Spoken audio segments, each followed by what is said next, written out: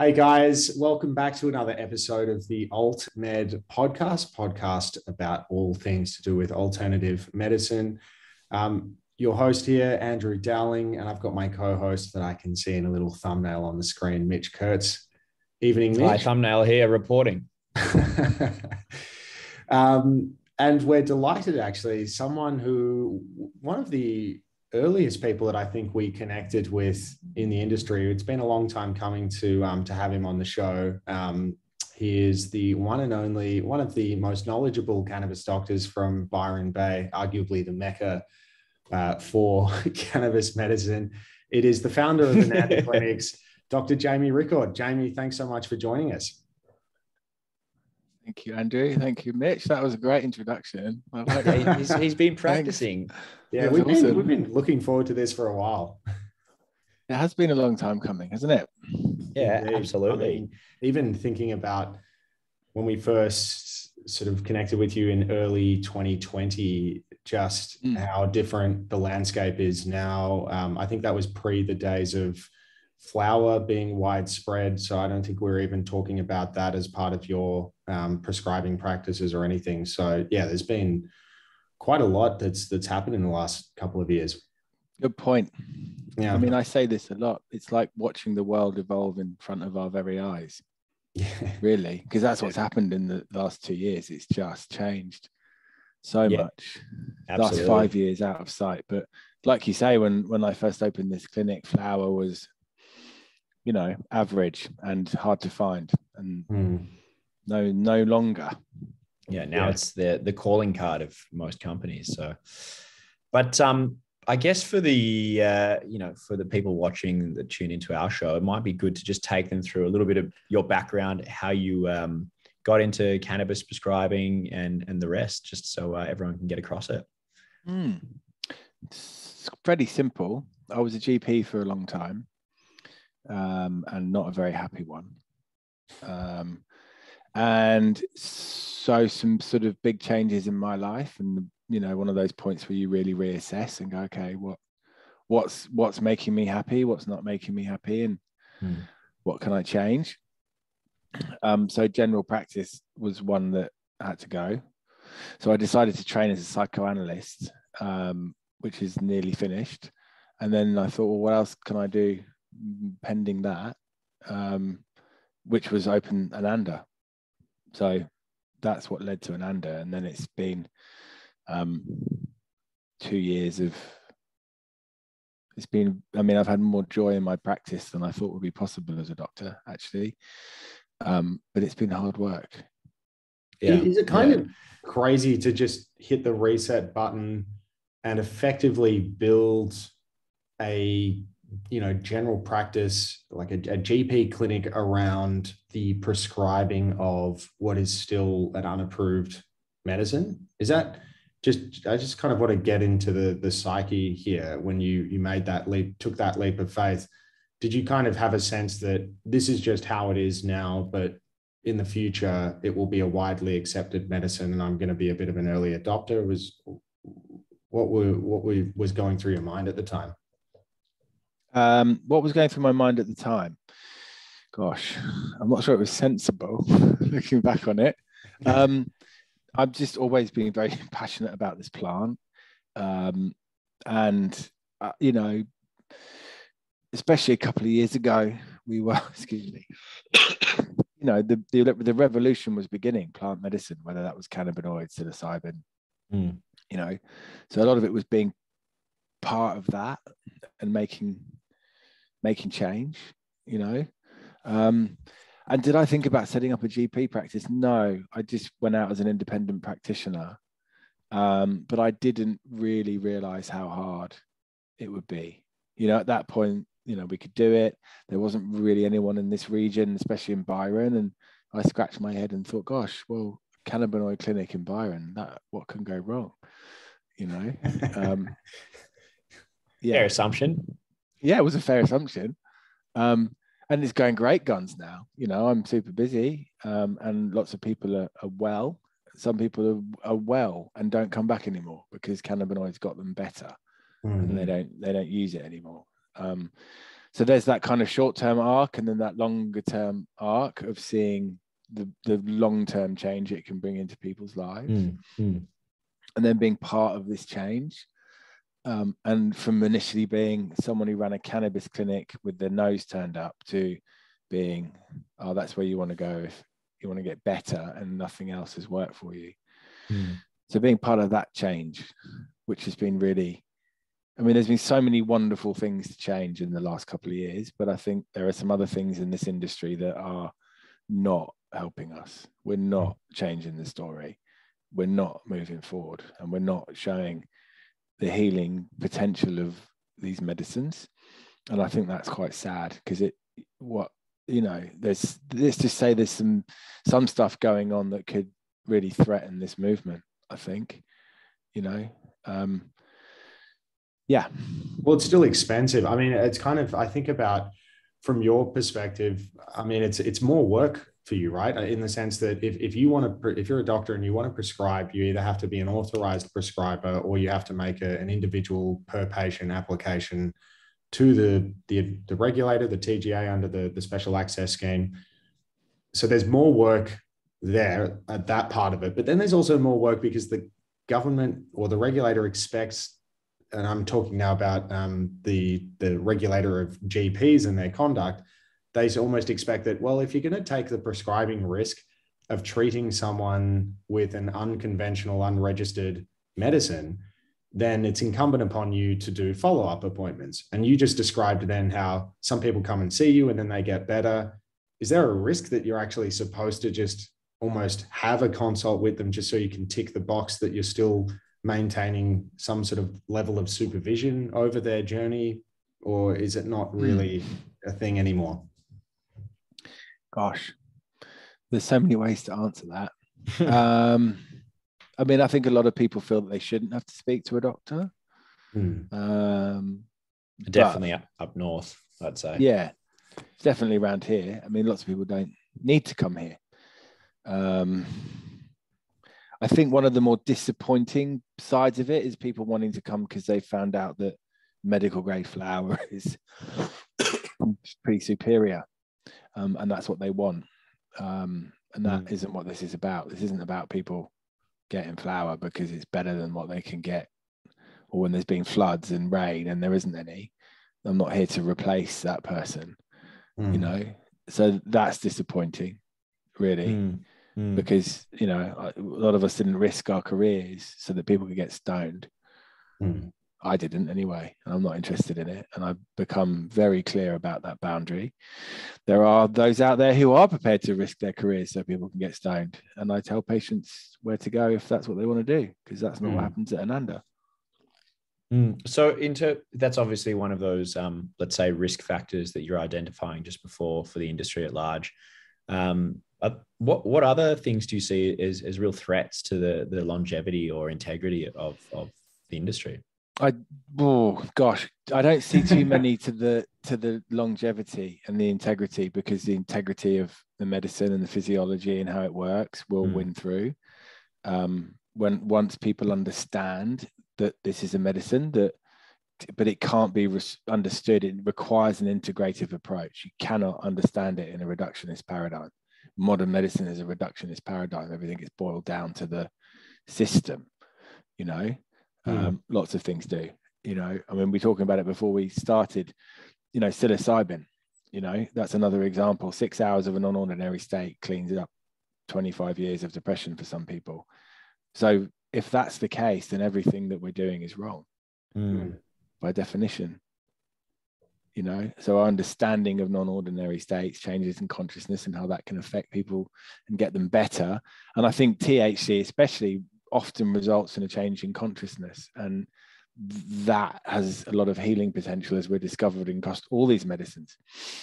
And that can't be understood in the current paradigm we exist in modern medicine. It doesn't fit. So I guess sorry, no, we'll cut you off. I was going to say, so long term, the integrity is there, but it requires it's a paradigm shift. And that's what we're working towards. So in terms of that, I would love to get your thoughts on what the reductionist approach is missing, and how are these say, alternative medicines currently, as at least they're termed. How are they working? How are they doing something different to traditional medicines? And from a doctor's perspective, what's the best way you can break that down to the layman? Well, at least Andrew's a layman here for sure. But for anybody listening, keep it as simple as possible for my benefit, I'd be great. Well, the first question, I ask doctors this a lot when I'm educating them. I say, tell me what you understand by homeostasis. What does it mean to be homeostatic? Balanced. Yeah. Balanced. But what does that feel like? What does it feel like to be balanced and homeostatic? Not hungry, not irritable, not exactly all of those types of all things. of the knots, right? Yeah. What does it feel like to not have anxiety? Well, I don't have anxiety, right? So what does that feel like? Oh, I don't have a knot in my stomach, and I don't. I can sleep, and I don't. I don't. What about what I do have, which is peace and harmony and connection, an ability to be in relationship, an ability to have a relationship with myself, an ability to go outside and be happy and look at the clouds and go to the beach and enjoy the water and hang out with my kids.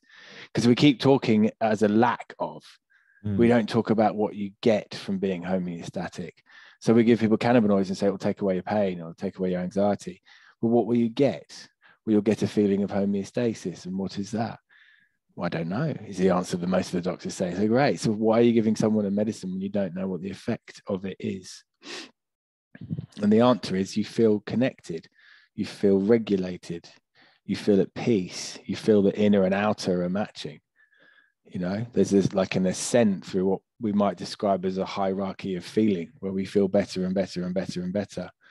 So homeostasis to me is a very principle of human existence. We sit around the fire in community, we enjoy each other's company, we can connect, we can laugh, we can fall in love, we can have children, we can heal.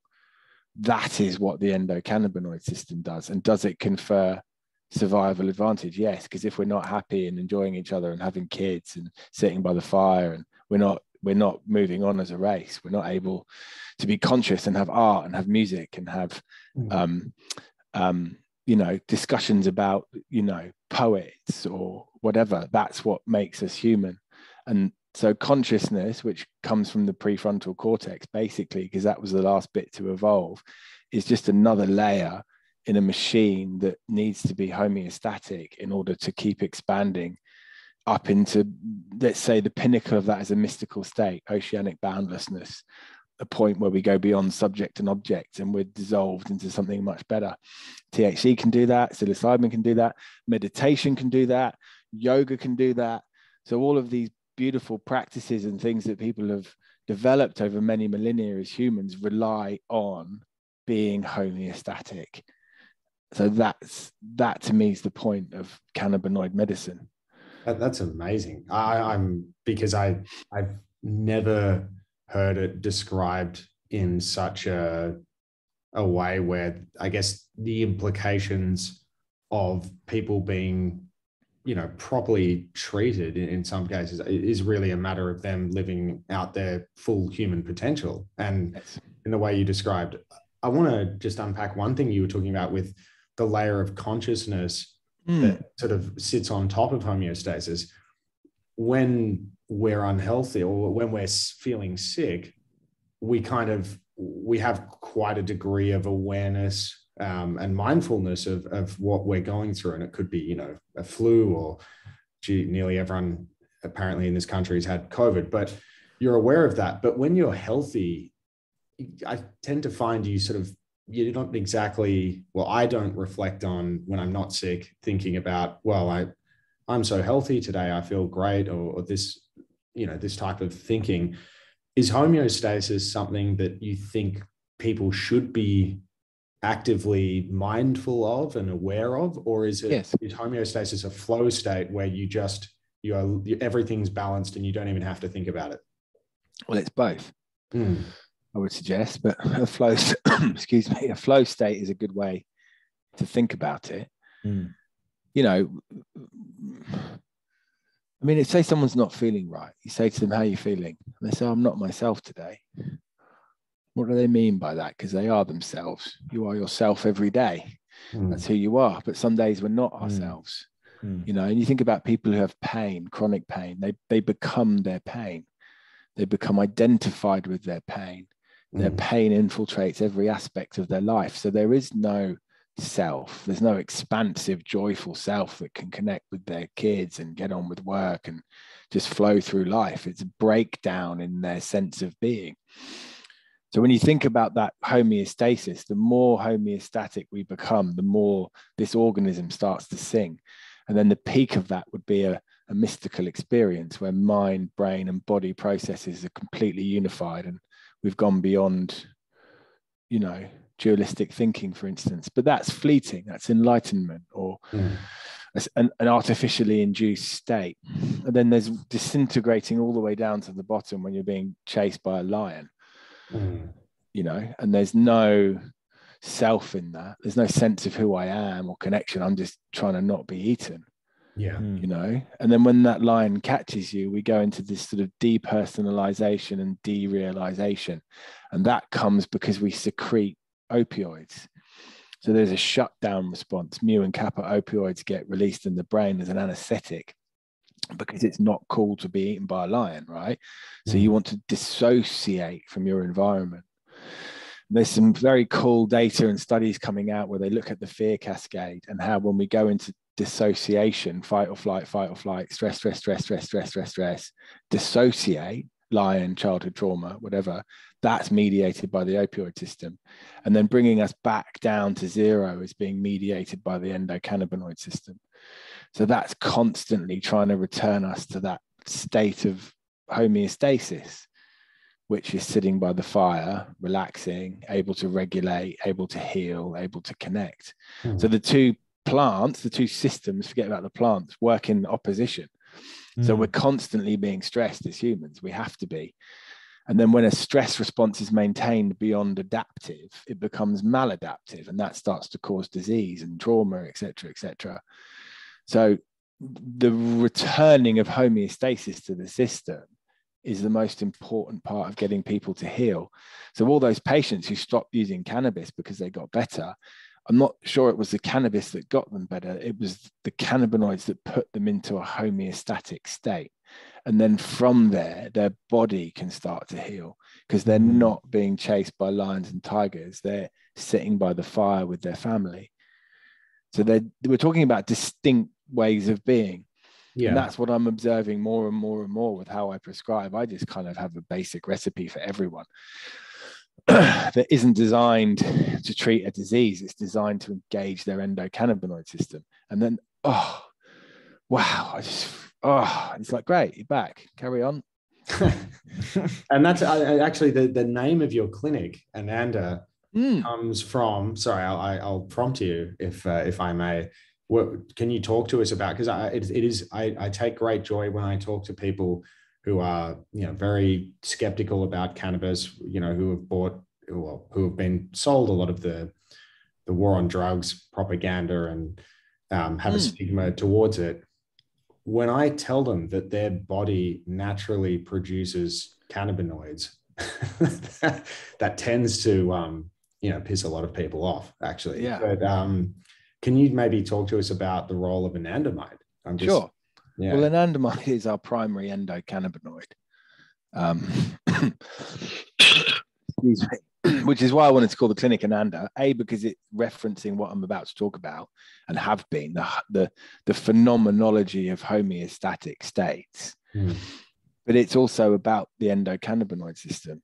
And I think that's where this is being lost, because, you know, cannabis is great and the culture that comes with it. I'm a great fan, but that's not what this is about. This is about medicine and engaging an inner healing physiology that brings us back to that homeostatic state.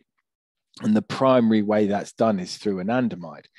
So CBD does a few things directly, but basically it blocks the enzyme that breaks down anandamide. So CBD is an anandamide reuptake inhibitor, essentially. It's boosting anandamide. And then THC is a partial agonist of the same receptor. So THC is sort of doing what anandamide does in place of it, and CBD is boosting the levels of it. Wow. And when you think about it like that, you balance those two, you stimulate the system and support it and stimulate the system. And then the anandamide is having its action. And what's Ananda? Well, Ananda is a Sanskrit word for internal bliss. So whoever named it anandamide realized that by balancing excitatory and inhibitory neurotransmission in the brain, you're starting to return to this harmony. There's a frequency in there of regulation and homeostasis.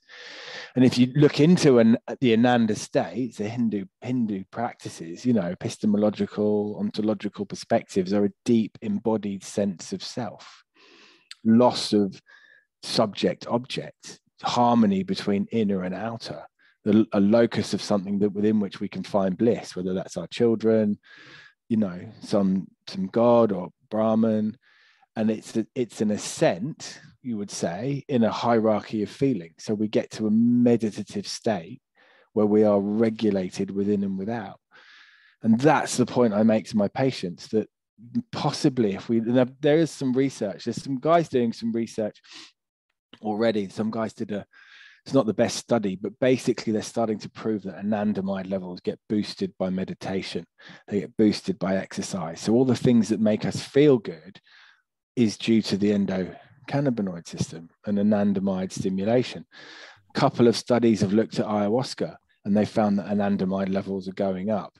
And I do think in time that it's sure there's a 5-HT2A receptor that the psychedelics are working through, but they're down, sort of top-down action is to balance the endocannabinoid system and bring people to that state of homeostasis where everything's working as it should. It's a resonance. You can see it. It'd be like, you know, you've seen the images of people starting to elevate.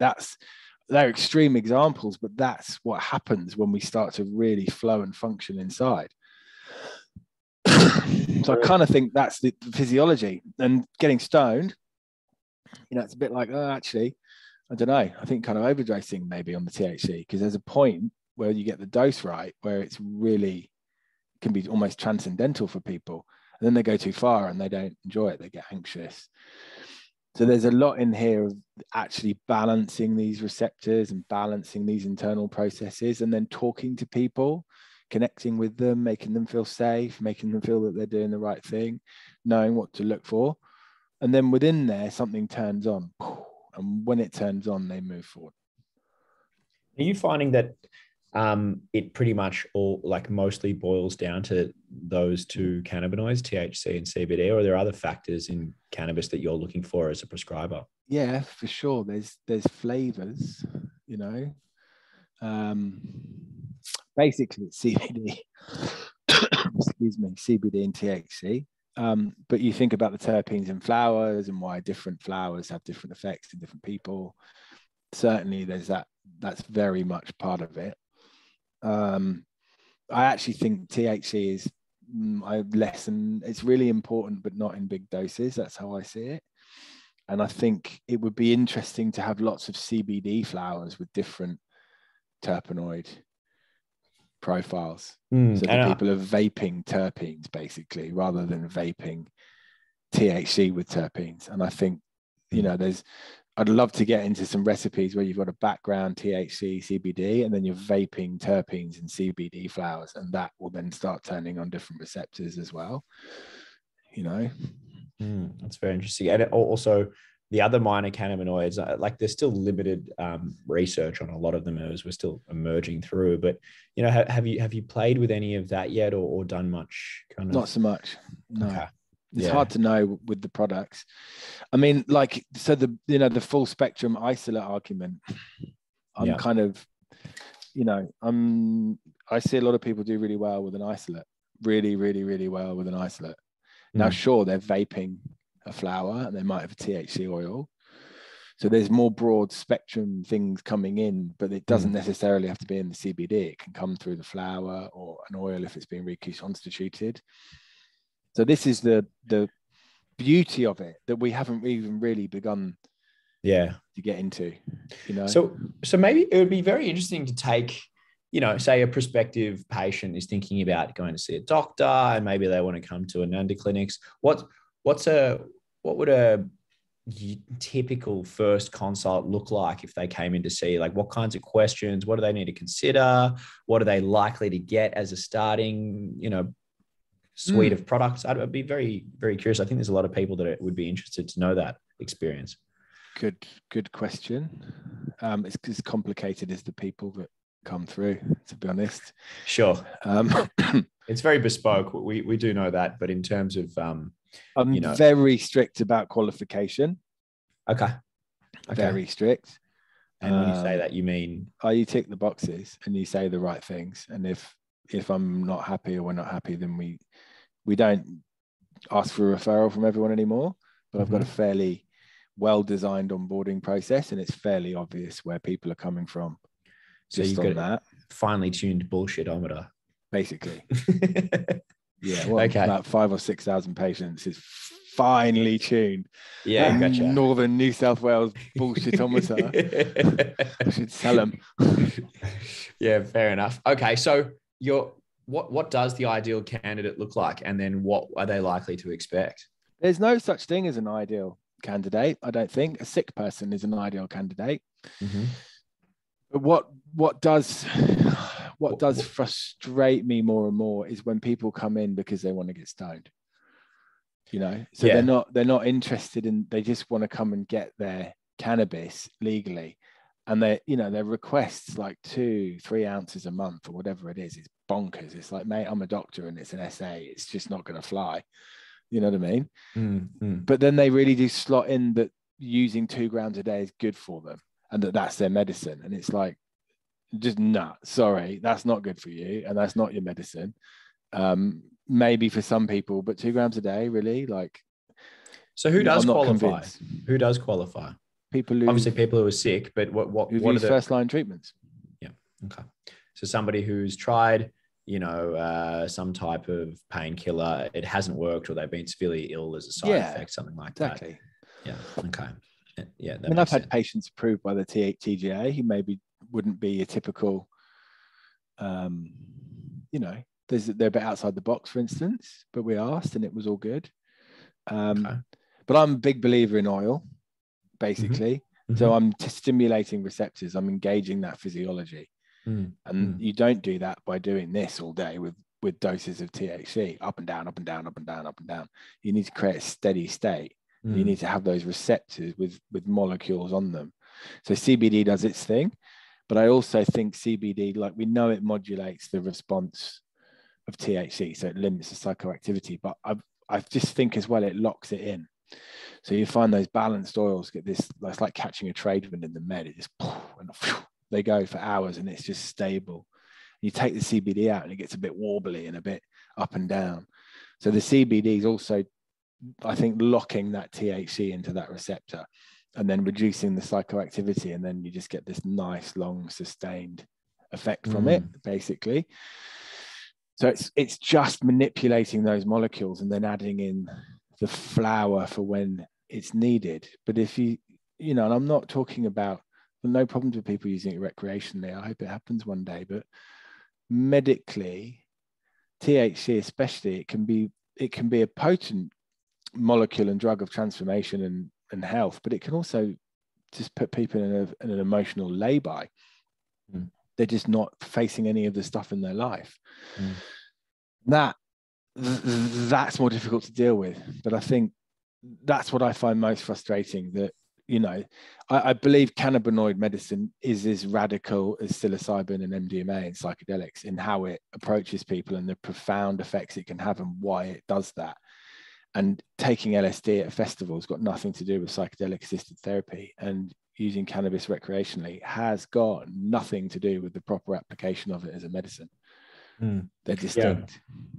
I've got a question, actually, just because we've definitely, I think, even in the 2 years that we've been connected, I would say there are now fewer and fewer voices in opposition to medical cannabis. And even the most sort of reluctant, staunch doctors have at least by now accepted in large part that for somebody who is treatment resistant to conventional medication for whatever condition they might have, that at least they can try medical cannabis. And, there's probably no harm done, particularly a CBD dominant product. Totally. I don't know. I'm interested actually, because your, I guess, characterization of the power of these medicines, and this exercise as a GP and balancing everything. What would you say to somebody who comes from that traditional pathway of medicine, who might say to you, "That's all well and good, Dr. Rickord, but actually we have, phase 3 clinical trial data for opioid use to treat acute pain conditions, and these are registered medicines, they're safe. Why should we take a punt on an unapproved therapeutic good? Like, until your medicines are basically registered or listed on our Australian Register of Therapeutic Goods, why should I take these seriously and be prescribing them for patients?" Yeah, good question. Gosh, I could give you so many stories. I guess the first question I got a bit frustrated with was, where's the evidence? Which is essentially what you're saying. And I come back and say, great question. Do you know how much it costs to develop Prozac or Endone? And they look at me a bit blankly. And I say, it's $350 million US per drug to get it registered. That's what it costs. Now, that process came in, interestingly, after thalidomide.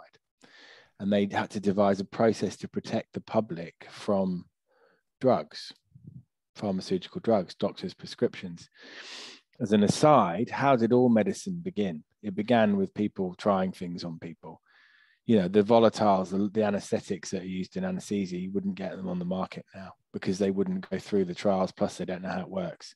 So you can't ethically give it to people. They still don't really know how it works, but it's used every day in hospital because the data suggests that it's safe and it's been used for years, but it got through long before this current model of registering drugs was in existence, right? So thalidomide, let's protect the public. So that's what they did. The pharma company says, well, what about us? How are you going to protect us? Because we've just spent 350 million quid developing this drug. Oh, you can have a patent. So no one else can touch it for 10 years, which is brilliant. But how are you going to patent CBD, THC, MDMA, psilocybin, all unpatentable drugs of transformation? So the bottom line is, sir, you're not going to get your evidence because this is never going to fit into that model. But while we're talking about evidence, can you tell me the evidence for what you do prescribe every day? So can you tell me the evidence for chronic pain and opiates? Can you tell me the evidence for SSRIs and depression? Because I can, and it's shit. Yeah, but the argument from these people, and tell us what you really think. Well, it's true though. But you look at SSRIs, right? Sure. They're no more effective for mild to moderate depression than placebo. Multiple meta-analysis, tens of thousands of patients' data, no more effective for depression than placebo, mild to moderate. Marginally more effective for major depression in the first 3 months, then no more effective than placebo for major depression after 3 months. Because of the tolerance, is it? Like the body they just don't work. Okay. Because it's a reductionist paradigm where they're saying that not having enough serotonin in the brain is why you're depressed. But if that's not the reason, then it's not going to work. Yeah. On top of that, there's a new diagnosis. It's called serotonin withdrawal syndrome. It's in DSM-5. So not only are those drugs no more effective than placebo for mild to moderate depression, most people end up with serotonin withdrawal syndrome when they've been in them. So we then have to treat something that they wouldn't have if they weren't given that medicine that wasn't any better than placebo. Yeah. And they're dishing them out like Smarties. So I say to the GPs, do you look at the evidence? Because if you did, you wouldn't be prescribing those SSRIs for depression. But you are, right? Yes. So please don't ask me about evidence.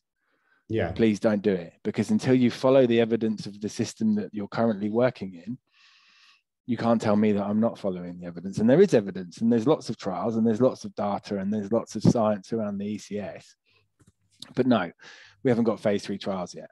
Well, this is the age-old Hippocratic oath, right? Doctors give an oath to do no harm, and yet through these PBS subsidized medications that, you know, that are totally, as you say, they're given out like Smarties. You hear about people also withdrawing from things like benzos, and the torment that these things can have on their lives when just trying to get off them. I've never heard of anyone, you know, in agony when they just stopped taking CBD. And that's something I should be asking you, because you're actually the doctor. But have you heard of patients actually experiencing issues when ceasing cannabis medicine? No. So I have a little mantra that I say every day to people. And I think that by definition, anything that you have to take every day for the rest of your life cannot be a medicine. It cannot be a medicine. If you have to take it every day for the next 30 years, that's not a medicine. That's a drug that you're taking to control some symptoms. But if you stop taking it, your symptoms come back. Therefore, not a medicine, not getting you better. Whereas cannabinoids, a lot of people use them when they need them, and then they go back in the cupboard. By definition, medicine, old school medicine, feeling crook, take it out the cupboard, take it, sleep well, put it back in the cupboard. Right. That's a medicine. I'm in pain, going to use some THC today. Don't need it every day because I can deal, whatever, you know? So one of the things I have the right to do is prescribe medicines. I earned that right after lots and lots of training. And the TGA have said that I can prescribe these medicines for these indications for people who have failed first line. So I take that right and I give it to them. And if they get better, we continue it. If it doesn't work, we stop it. So I observe what happens in front of me. And the change that you're talking about, Andrew, is happening because lots of good doctors are watching people get better. They're coming to see people like me and others, and they're going back and they say, I don't need the endone anymore. It's all right. I don't need the temazepam anymore. I'm sleeping every night. I got this stuff. Yes, I know about the driving laws. Yes, I understand that it's unregistered, but hey, I'm sleeping and I don't need that stuff. So, and then a lot of us is going, well, great. As long as you're better, as long as you're feeling all right, not doing anything silly, not going to get pulled over and swabbed and lose your license, not going to have problems with, you know, giving birth to frogs or growing another head or whatever the story is, because it's happening more and more. And that happened around here, just gradually, more and more people started referring patients to me and others like me. And sometimes it doesn't work, but a lot of them now come, hey, my doctor said, come and talk to you. Nothing else is working. Great. Let's give it a go. Doesn't work. Don't buy it.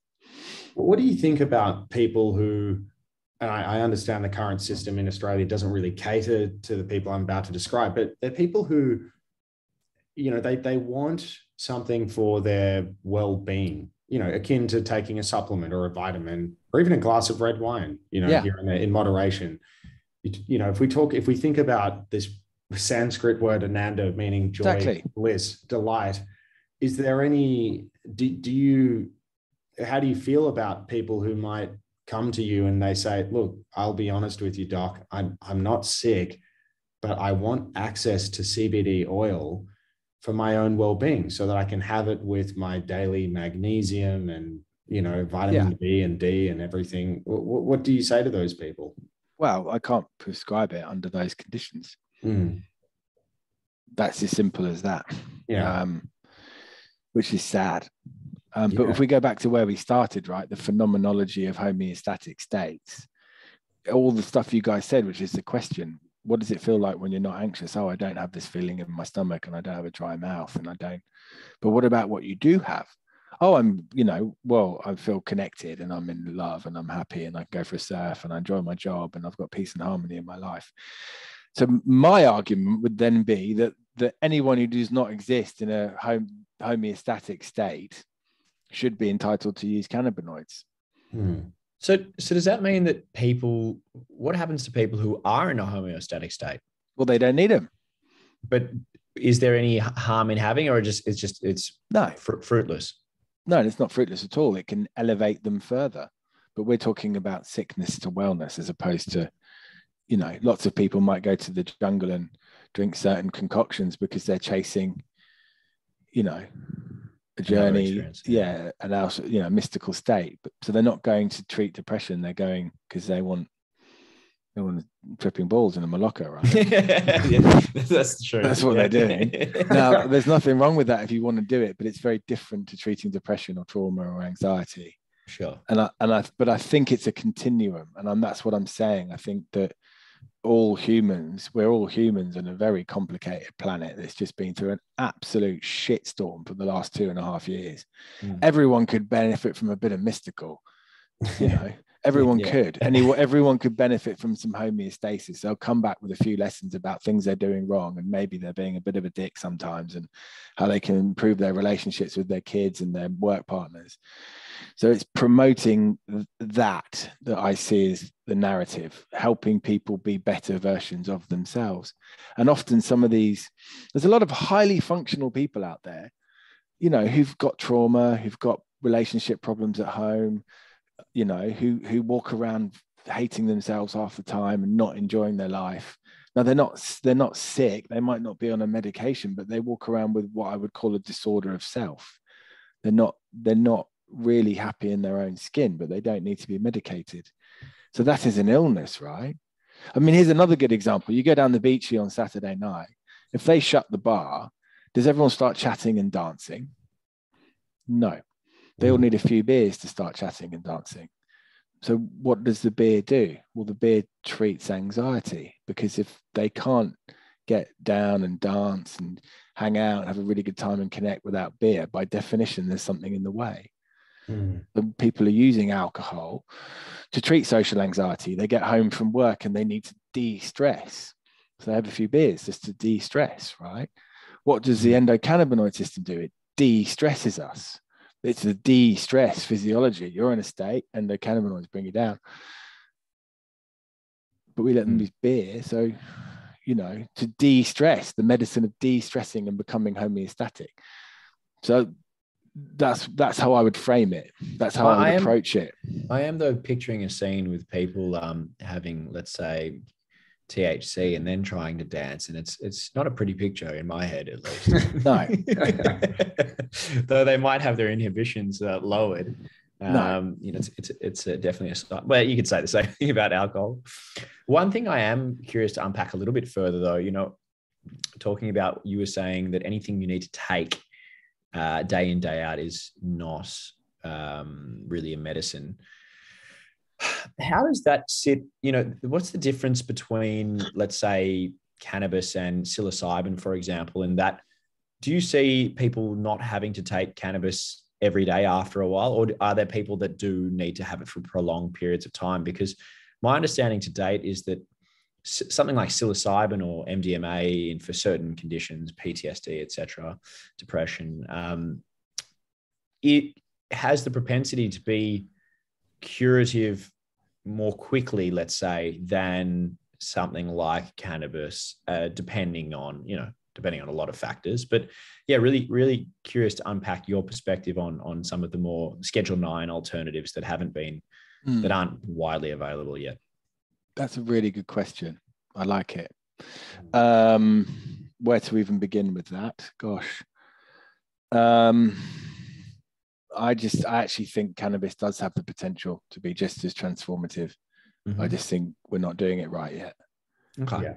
You know, like let's just take anesthetics, right? Propofol, you know, the volatiles, the inhalers. If you give them to someone out in the street, people start carking it left, right, and center. Yeah. It takes a lot of training and a lot of skill and a lot of understanding of the physiology and pharmacology of those drugs to be a skillful anesthetist. And I don't think cannabinoids and psychedelics are any different, but you have to understand how they're working. Yeah. And you've got to then use them in the right way. So this is when I say, a lot of people say, oh, I don't like THC, it makes me anxious. I say, oh, makes you anxious, does it? And they say, yeah, I get really paranoid. And I'm saying, are you sure? Or is it just showing you that you're really anxious and paranoid? And there's because also, it's a non-specific amplifier, right? So whatever's there gets heightened. So there's all that THC, it makes me paranoid. And it's like, I'm not sure it does. I think it's showing you some unconscious processing that's going on that you're not really aware of. And then once people get that, that's, you know, with the right therapy or whatever, that's when you start having breakthroughs, because it's the homeostasis. That's the whole basis of this argument, that when we don't know how to be homeostatic, we have stress vulnerability, right? So we get stressed and we don't know how to bring ourselves back. And you know what stressed people look like. They can be really difficult. They're really struggling and they can be hard to be around. you know, if you think about those earliest interactions with children and mothers, the mother is teaching that child how to de-stress and relax the whole time. Just calm, you know, and that's a relationship, right? Now that is teaching the baby about the principles of homeostasis. Yeah. You know, and homeostasis, you know, if you want to get really into it, like, how do we model it? Well, it's a Mandelbrot, it's a fractal. So consciousness homeostasis is an unfolding fractal. It's just a Mandelbrot that represents and re-represents and represents and re-represents and keeps unfolding. And that's why you'll see golden ratios and Fibonacci and Mandelbrots throughout nature. Someone takes psilocybin, what's the first thing they start being presented with? Just unfolding fractals. Yeah. Which is a metaphor for their own consciousness, I think. It just keeps unfolding. And when that process has gone wrong through development, that's why people are getting sick. So all of these medicines bring people back to that homeostasis, which is a dynamic state, but it's self-contained. It's, you know, it's a spiral. So yeah, I think we're getting better at using them. But you know, I have a lot of patients who I give CBD to, and that homeostasis returns. And then they take it the next day and they say, oh, it didn't do anything. I was like, right, but you were homeostatic, right? You felt balanced and centered. And they were like, yeah, so it doesn't need to do anything, does it? Because you're already there. You can't take more to do the same thing when you're already in that place. So that's the other thing from a medical perspective, twice a day, ongoing. Not true. Right dose twice a week, become homeostatic, carry on. Yeah. Then get de-stressed, headache comes back, anxiety, big dose of CBD, homeostasis returns, continue. So that's what I'm talking about. What does CBD do for you? Oh, it makes me feel like this. Great. So when you're feeling like that, you take more CBD, nothing happens. No. So you're wasting your CBD because it's done its job. It's boosted anandamide. The endocannabinoid system started. They are regulating and homeostatic. Beyond that is getting high if it's THC. And then people can start chasing that high. And that's when the chronic use starts to become negative, because people are chasing something that we have every minute anyway. Does that make sense? So it's this kind of highly nuanced way of, are you doing it? There's nothing wrong with doing it because you want to feel good, have a couple of beers, smoke a vape, whatever. It's mostly really safe for most people, and they can enjoy it and have a really nice evening. But is that medicine? Yes, it is if you're stressed, sure. But these are all such difficult topics in an medical paradigm that we live in at the moment, which is why I say to all the doctors, just tell your patients they're going to feel good. Yeah, it's simple. But it's also, you know, that point you were just making then about, you know, did you feel homeostatic? Did you feel balanced? Yes. Well, then it doesn't need to do anything. I think is really interesting, because when you think about it, you know, most people in Australia statistically have been prescribed cannabis for, say, pain, anxiety, sleep disorder. They're used to being prescribed something where it actually overcooks the balance. So for example, I had some surgery last year, and to manage acute pain in the aftermath, they prescribed me endone. Well, endone didn't exactly just numb the pain. It went 15 steps further than that. It provided this kind of low-hanging cloud that sort of fogged my brain and cognitive abilities. Yet I felt this kind of warm euphoria. My breath became a bit shallow. You know, it went so far beyond just dealing with pain management. Great. And, you know, like, so this is the balance problem, is that people are accustomed to drugs, approved drugs, I might add, that actually go so far beyond what they really just need to do, which is just restore balance. Would you agree with that? I totally agree with that. But if you when you took the endone and you had surgery and you had a bit of pain and this whole other state came over you, that's what I'm talking about, because that's a physiology. Right? We have mu and kappa opioids, and when they're secreted, we do it naturally to dissociate us from having our leg bitten off by a lion. Yeah. So that state you were in when you had loads of endone that was firing that natural physiology, you could have been eaten by a lion and it would have not been as bad, because you were foggy, you're shallow breathing, you're dissociated from reality. So people with hyper stress become dissociate. They dissociate regularly to get away from their feelings and being in their body because it's too difficult. You know, but then people can do that with THC as well. So they get used to dissociating and then have a really big dose of THC and it's acting as a dissociative. And that's what I'm saying. And that's not good. It should be embodying. So if you've already, and people who already have got that sort of way of coping in their brain, obviously because of difficult times in their life where they've learned it, then you can't get around it. But there's lots of people in pain who don't dissociate regularly, so they don't have that relationship with THC. But basically, opioids dissociate us. Cannabinoids bring us back round the fire and embody us. But it's not quite that simple because humans are really complicated. So if you're getting eaten by a lion, the last thing you want is CBD, basically. Basically, yes, that's right. Because you're going to be aware of everything. Yes. Or psilocybin, I would suggest. Yeah, probably. So in terms of the, we're talking about the opioid system, the cannabinoid system, what systems are being engaged with psilocybin, MDMA, LSD? Well, all of them. Exactly. So this is a really good question. So let's take MDMA, because it's not a classical serotonergic hallucinogen. It's I think it was Merck developed it in 1916 or something, because they were trying to fight, they were researching blood clotting, and they came up with one of the greatest pharmaceutical drugs ever made. And then you know what happened, right? So there's a great book. I'm really into effective neuroscience, so the kind of why we feel the way we do. There's this guy called Jaak Panksepp who wrote this beautiful book called The Archaeology of Mind. And the last chapter, he's talking about engaging healing physiologies. How can we help therapists do their job better? He said, wouldn't it be great when we've got nasal sprays of oxytocin, because it will engage the seeking and the attachment and the bonding and the safety? Yes, Jaak, why don't you just give them MDMA? Because when you're in that therapeutic relationship, that creates the secure attachment, which then allows them to process pain that they can't get to in a normal state. So it's a physiology of connecting and feeling oxytocin when we're with our mothers, when we're born. That's what links us in and creates that safety. I'm okay. When we're okay, we can express very deep and painful things that might be preventing us from living our lives. So it's a physiology. 5-HT2A receptor, DMT, psilocybin, LSD stimulate that, and that default mode network opens up.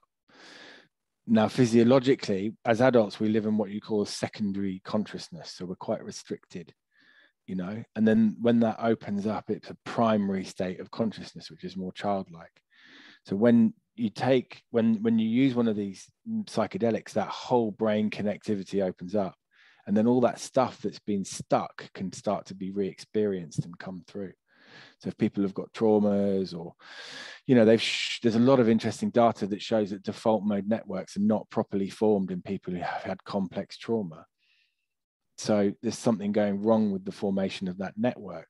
So what would be a good way to deal with the trauma? We'll reboot that network so that it forms properly. So expand it and then bring it back down with the right therapist. So it's not magic. It's just new physiologies that we haven't been able to look at because they ban these substances.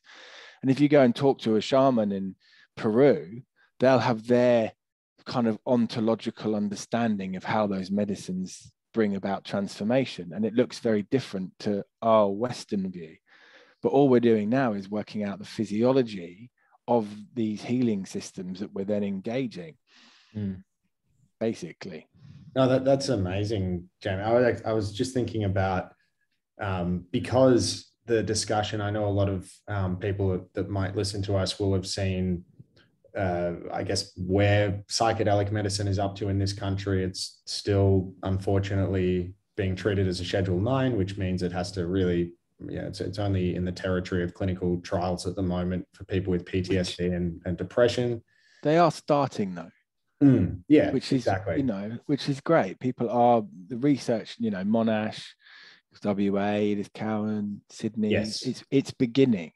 And there's a monumental shift happening within psychiatry. You know, I know psychiatrists that 2 years ago would have thought that I was batshit crazy, but then they read Carhart-Harris and they read Friston and they read the Rebus model and they read about brain plasticity in these different states of consciousness, and they're like, whoa, this is real science. Like, yes, it's real science, it's real human physiology. That's what we're doing. It just doesn't fit with how we currently operate, because we're operating wrong, because we're getting to the have-nots. Oh, I've not got depression, I've not got anxiety, I've not got that knot in my throat. No, I'm totally in love with my wife, I'm having the best time with my kids, I've been surfing every day, I'm getting on with everyone at work, and I just haven't been this happy and able to function like this for many, many years.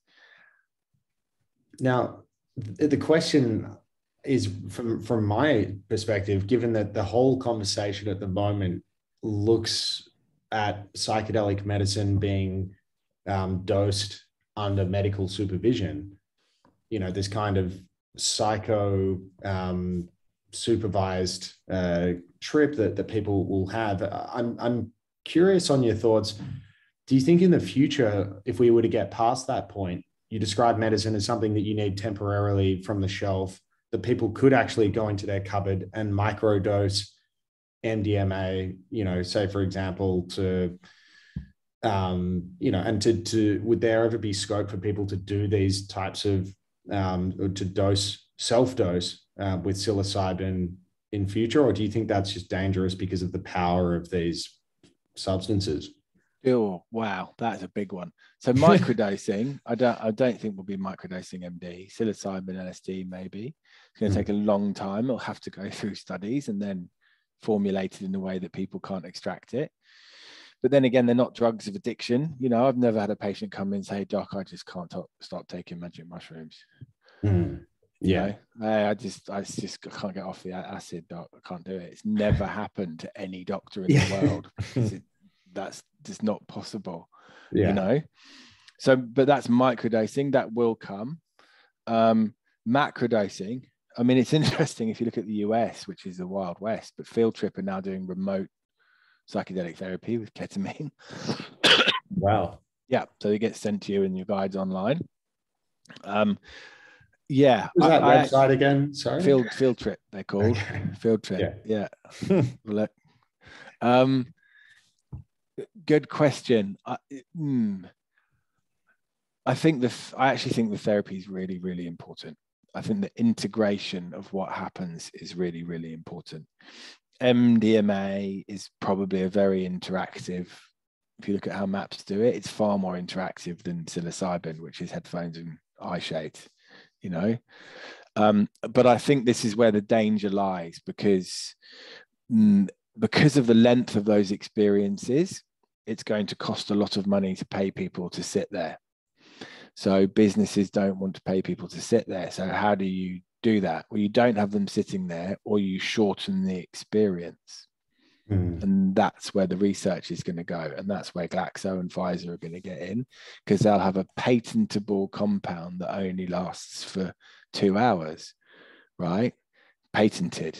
And then do they have any investment in psychedelics being decriminalized for wider access if they've got the patent for a 2-hour journey?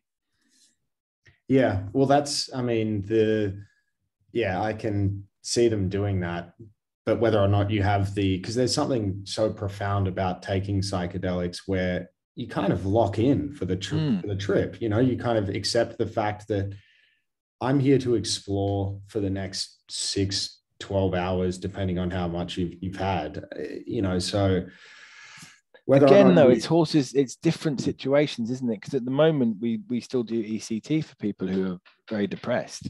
And the Imperial group have looked into like developing a machine like Propofol has, where you type in the weight and the height and the age, and it comes up with an algorithm, and you tell the machine you want to do a 2-hour procedure, and it does the wash in, the wash out, the different compartments, and it algorithms the actual anesthetic for you. Is that how algorithms work to optimize dosing for, and I didn't realize it was that specific. That's amazing. Yes, yeah. So they've tried to come up with the same model for DMT. So DMT infusion, put people into the journey very, very quickly. Now, for severe depression, it sort of makes sense that rather than electrocuting them, you can just drop them down into the DMT world for 5 minutes and bring them out. And that's enough to rewire their brain for a time. So there's the medical application and then the kind of wellness. And there's that massive continuum. My hands don't fit into the screen anymore. Yeah. You know, so again, it's like, yeah. How do we, this is the thing. So we've really got to get to a point in society where we understand that this is basically safe in the right hands and let clinicians, practitioners access the treatment so they can help their patients. Yeah.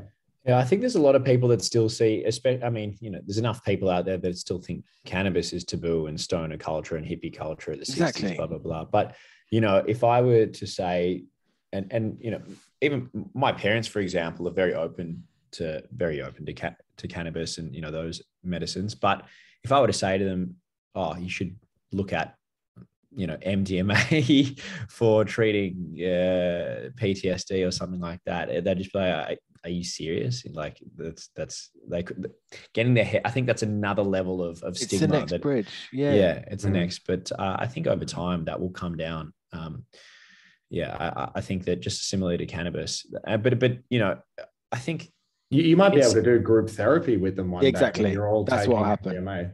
Group therapy. Yeah, but above and beyond. But it's physiology. It's working out why. You know what I mean? So helping people through these difficult processes, and why does it work for some people and not others? What's the significance of what's coming up for them? How do you know which bit is not real and which bit really relates? You know, and that's going to take time. That understanding that the shamans have from 5,000 years of lineage, we don't, and it's just going to take time. But is MDMA and psilocybin a little bit more, I guess, like traditional medicine? And forgive me if I'm wrong here, but I'm not actually sure. Is it more single molecule acting, or is it not? So MDMA is for sure. Does that make it more predictable in some senses for an outcome than even cannabis, let's say? Yes and no. Yes and no. Gosh. So let's take MDMA, right? So MAPS, all of their information was looking at PTSD. So mostly single event trauma, vets, people who've been attacked, sexually assaulted. You know, now that is very different to complex PTSD. So a life of trauma, you know, memories in systems that are locked way down out of consciousness. They have no memory of their childhood and all the stuff that happened that made them the way they are, as opposed to I was attacked when I was 22 and I you know, it spooked me and I haven't been the same since. It's almost like fractal trauma in a way. Yes, you know, exactly. It's trauma from trauma. It's fractal trauma. It's going on and on and on and on and on. And those people don't see that loss of fit from their environment is what's made their life so difficult. And often the realization from that is, oh my gosh, it's not me, it was my mum, you know. And the profundity of that realization and how destabilizing that could be for somebody to then have to work through their entire life and rebuild every aspect of who they are, because it was all false, as opposed to someone who was beaten up badly when they were 22. Terrible thing to happen, really bad PTSD, but quite easy to fix. You know, but then if you start, and MAPS did it, they had a few people with borderline that got into the treatment groups. So borderline being a result of fairly significant, complex and ongoing childhood trauma that's led to a disintegration of self. They got through and they collapsed, became suicidal, massive care load afterwards. You know, they were really in trouble because they treated memory systems that entire psyches were arranged around without knowing it. And then you take that memory around, that psyche collapses because it was arranged around that traumatic memory system. And that's the danger. So single event PTSD, very different to complex PTSD. And there's a lot of people in these hills running around having experiences and ripping open trauma wounds, that, you know, it's bad. And they're not getting the therapy. And that's the important bit. The therapy is the important bit. The molecule just turns the key to Pandora's box, basically. So basically, these people have developed complex coping mechanisms that have kept them intact to some degree, and they've created a persona, let's say, out of that. And now you're unpacking all of that, and they're left with like a rubble of who am I, basically, kind of thing. Yeah, okay, gotcha. And that then ties back to homeostasis, right? Because psychopathology happens when we don't fit into our world. There's a mismatch. I'm anxious, I'm depressed. You know, you're constantly being in this sort of stressed hypervigilance, let's say, because the world is constantly triggering you. But the world is safe, but they're triggering unconscious memories that they don't have a memory of having. So it's like being stuck in a prison. Do you know what I mean? Some Inception kind of things. It's an Inception kind of, exactly that, right? Yeah. So then when you start giving people cannabinoids, you're just calming them down. So fight or flight, reptilian brain, no consciousness involved. Mystical experience up in cosmic unity beyond subject and object, prefrontal cortex all the way. And then there's grades between here and here. So when people are really stressed, we give them cannabis and they calm down and they become homeostatic. And when that happens, higher levels of brain function come online. They get out of that reptilian brain and start to head towards an embodied version of themselves. So that's what I'm saying. Once we start to understand that that's how cannabis is working, you're stressed all the time. And you've been so stressed for so long that you don't even know what it feels like to be homeostatic anymore. And then it gets really interesting because you give them cannabinoids, and then those people with THC, for instance, makes me paranoid. And it's like, sometimes I envision it like turning the engine on in an old car. You know, well, let's jumpstart it, right? So the CBD is the momentum and the THC is dropping the clutch and firing the receptor. And then when that car starts, a whole bunch of shit comes out the exhaust. There's black smoke and blah, blah, blah, blah, blah. So as you start to put people into homeostasis, stuff seems to come up, which they have to confront. Same with psilocybin. You drop them into a primary state of consciousness and suddenly all of their terrors and stuff in the past that they've been cut off from come back. So that all has to be worked through. When you start to understand it from that perspective, then it makes sense how these medicines are working and how far away we are from really that understanding getting through. So are you saying you could treat people with cannabis to overcome that anxiety, or say even psilocybin to overcome an anxiety that they get from THC, let's say? Oh, well, they're not getting it from THC. They're being made aware of it by THC. That's what I mean. So if you're removing that, they're being made aware of, let's say, trauma or an experience or something like that, or a part of their personality. I'm not sure. But if you deal with that with, say, the psilocybin, or even using cannabis, or however you would deal with it as a clinician, can you say, I could theoretically remove the anxiety that gets exposed to you when using THC? Yes, but that's what I'm saying. You do that in therapy.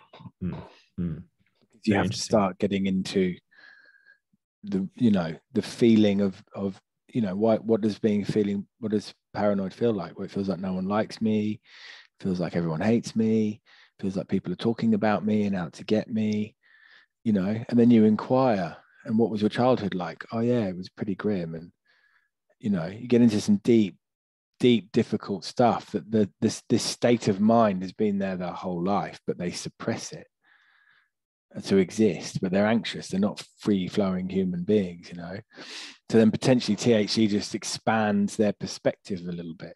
Sometimes it just makes people feel great. They're laughing and sleeping and having a wonderful time. But all I'm saying is that if people have THC and feel anxious, is there another trauma-informed explanation for that anxiety, which is maybe this is not Satan's molecule. Maybe it can help us to help people to see what's actually going on for them beyond maybe the slightly sort of narrow view that they've developed to survive in the world. Very interesting. Oh my goodness, there's quite a bit to unpack there, Andrew. I know. I'm absolutely loving it. I think I'm conscious of time. We've you're very generous to give us so much of your time, Jamie, because we know how busy you are with the queue of patients up at Ananda. But look, I'm just going to say I would love to do a part 2 at some point, if you were open to it, Jamie, where we maybe explore some of the stories of some of the patients that have come through the clinic. And I want to hear, all of it, people who it's worked for, who it hasn't worked for, and just get a sense of, I guess, what you've seen in the clinic. But I feel like that could be a whole episode on its own. Oh, it could be a whole episode. I'd love to. I mean, I've seen some of the wildest stuff. I've seen people have full psychedelic experiences from 5 milligrams of CBD. Yeah. Really? Literally, like really kind of, are you sure you got the right bottle? And then, no, you only gave me CBD. Oh yeah, that's right. I didn't give you anything else. Do you know what I mean? Like profound experiences, like really unsettling. People, all sorts. People taking too much THC because they thought it was the CBD, and then having basically an awful experience. Yeah. And coming out with their depression cleared up. Accidental. Yeah. I took 30 milligrams of THC. Well, that would have been tough. Yeah, it was a grim 12 hours, but I haven't been depressed since. Yeah. Just been eating ice cream in that. Well, no, good. Like the experience finished, but it did something in their brain, a la psilocybin. Something happened in that 12-hour experience. It was awful. They said it can't be good. It can't get much worse than that. So it's all up from here. Exactly. Yeah. Like a rewiring against that. Something like that. Well, I look forward to it, and we'll pick a time. That's what we do. We wait till you're on. We wait till you're on camera, so you can't refuse. That's the whole game plan. The old Mitch and Andrew ambush. Thank you so much, Jamie. It's genuinely been such a fascinating discussion. I'm sure a lot of our listeners will get quite a bit from this, and just hearing as well from a doctor to be speaking so holistically about the power of these medicines to really help us live our best lives, far beyond just the simple act of muting symptoms or something that they might be more familiar with when it comes to medicine. So totally, it's been great. I really I think this one I can already feel it. It's going to get a good review on Reddit. I can already feel it. All right, don't count your chickens yet, Mitch. All right, I'm good at. Thanks so much, Jamie. Until next time, when we do a deep dive into some of these patient journeys, which we are already looking anonymized, of course. We just want to say thank you so much for joining us. Thanks for having me. It's been great. I'm looking forward to more discussions. Cheers, Jamie. We appreciate it. Thank you. All right. Until next time, take care. Bye.